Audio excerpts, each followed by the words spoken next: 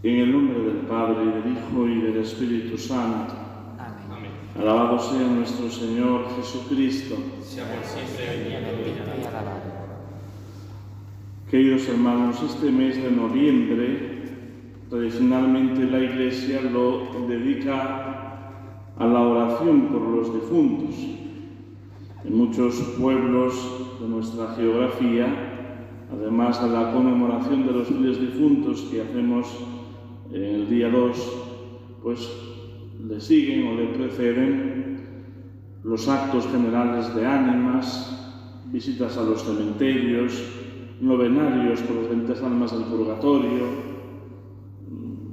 responsos, distintas celebraciones que ponen de manifiesto nuestra plegaria por aquellos que han pasado de este mundo a la eternidad y a los que no podemos faltar en la caridad dejando de rezar por ellos, privándoles de los sufragios con que el cristiano que quiere vivir su fe con coherencia le debe dar. Esta es una práctica antigua que la Iglesia heredó ya del judaísmo y que ha promovido siempre, porque desde que se instaura el culto cristiano se ofrece por los vivos y por los difuntos. Pero, además de la importancia que esto tiene, comenzábamos el mes con la solemnidad de todos los santos. Y nuestra reflexión era sobre la necesidad de santificarnos, de ser santos. Hemos de honrar a los santos, pero sobre todo hemos de imitarlos, además de pedir su intercesión, fijarnos en el ejemplo de su vida. Y la Iglesia no solamente dedica ese día del año a honrarlos, sino que cotidianamente las figuras de los santos nos acompañan, son nuestros compañeros en el itinerario de nuestra vida litúrgica. Y por tanto, sin duda algunos de ellos son más cercanos a nosotros, nos dan más devoción, nos podemos identificar más. Hemos recibido desde pequeños una devoción particular hacia alguno de ellos.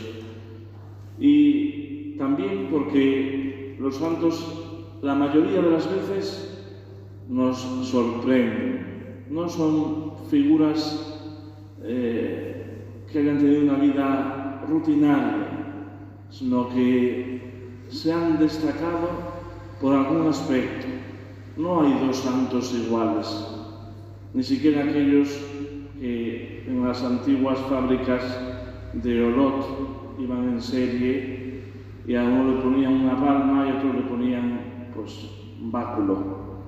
Los santos son todos distintos, porque cada uno de nosotros somos distintos.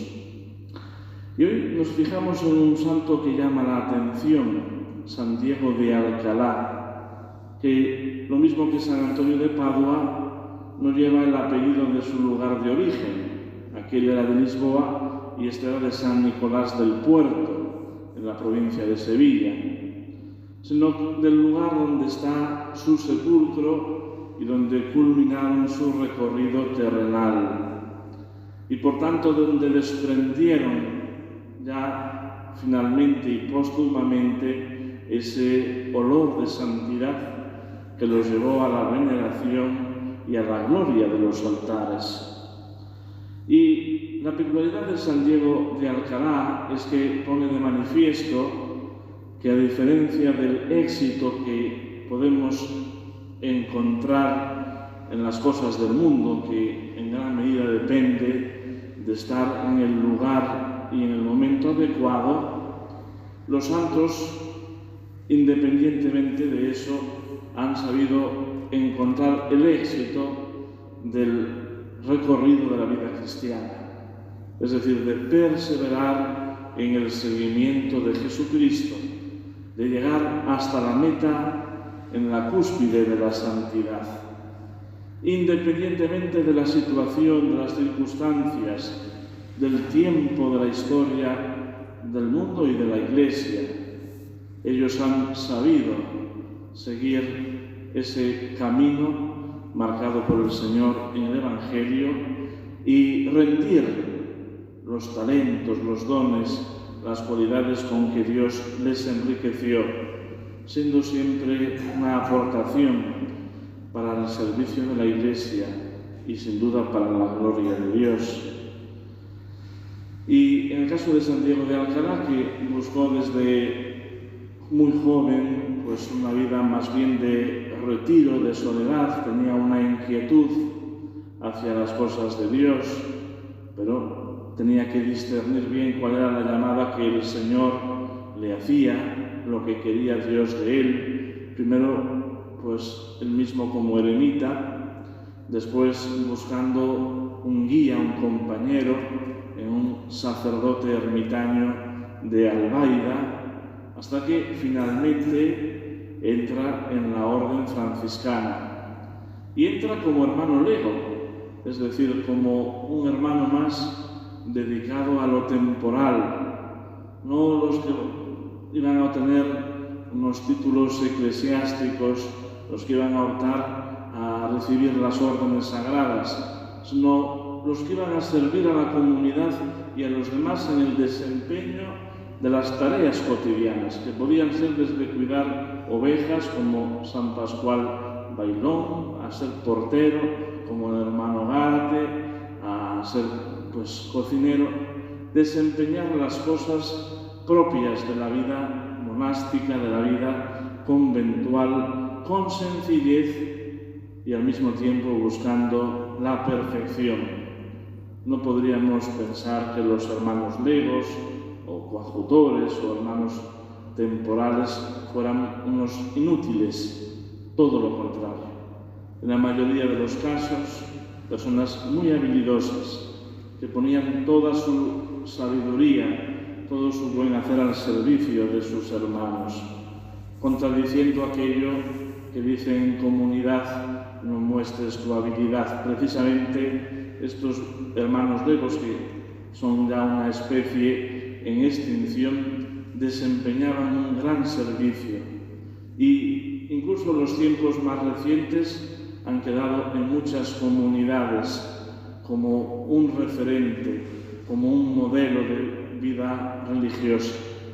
Hace una semana, veía una noticia de la diócesis de Orense, que había dado una condecoración pro Ecclesia a nivel diocesano, y uno de los condecorados era precisamente un hermano coadjutor de la Congregación de la Misión, de los Padres Paules. Allí estaba un fraile muy mayor con su sotana y su fajín característico. Difícilmente encontramos hoy un Paul así.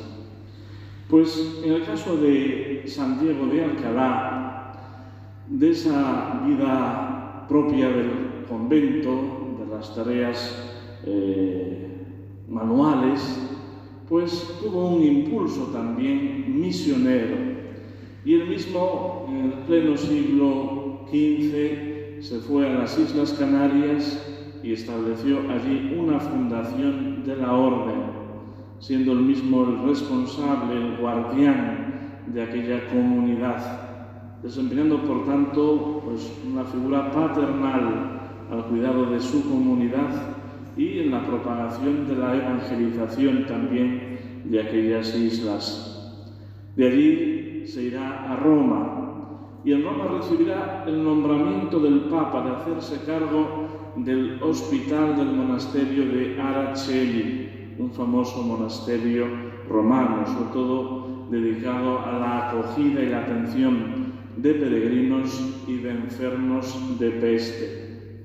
Por tanto, vemos cómo este alma sencilla, que había buscado al Señor primero en la soledad, después en las cosas y tareas comunes del convento, iba teniendo ya cierta fama de su buen servicio, de su dedicación, del esmero y cuidado con que hacía las cosas, especialmente en el cuidado de los más pobres y de los enfermos.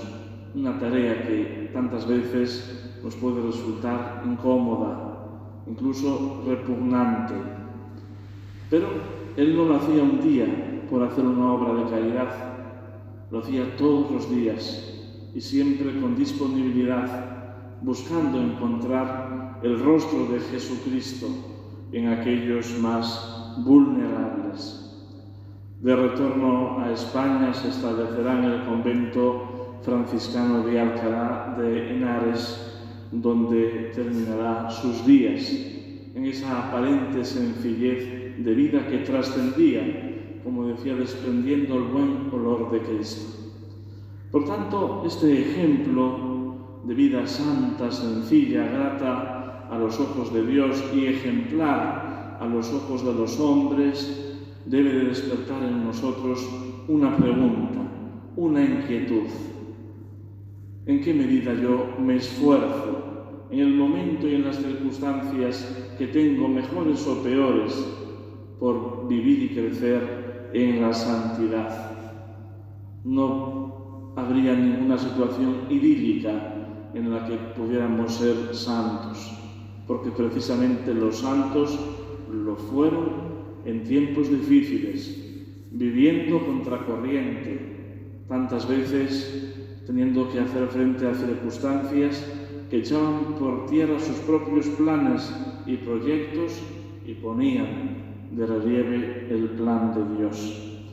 Pues que el ejemplo de San Diego de Alcalá nos inspire verdaderamente a crecer cada día en el seguimiento de Jesucristo y sobre todo a que, pidiendo su intercesión, podamos buscar la perfección en la sencillez de nuestro día a día. En el nombre del Padre, y del Hijo, y del Espíritu Santo. Amén.